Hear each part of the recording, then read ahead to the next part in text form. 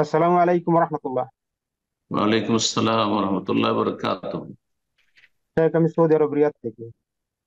জি বলেন।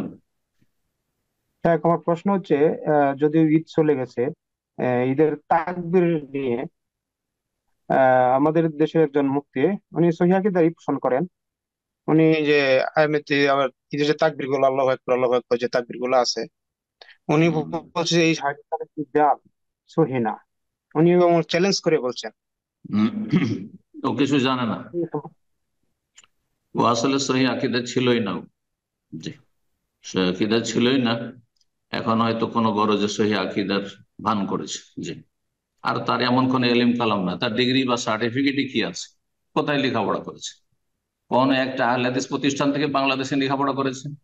সৌদি আরব থেকে লেখাপড়া করেছে? তাহলে তাকে কি করে আপনি মুফতি মানে দেওবন্দি মাদ্রাসায় পড়া মুফতি? তো তারা কতটা আসলে শিখান আমি কি শিখান তো আমাদের জানা আছে। জি। আমার নামটা জানি, আমি ওর নামটা নিচ্ছি না ভুল যেহেতু এই জন্য আমি। ভুল তথ্য দিয়েছে, ভুল বলেছে। বিভ্রান্ত হবেন না এই সব আপনার এই পুটির পুটির মাছদের কথা শুনে। ভালো ভালো আলেমদের শরণাপন্ন হন। জি। ভালো আলেমদের কথা শুনে, এইসব বক্তাদের কথা কথা কেন শুনছেন? এরা আলেমই না।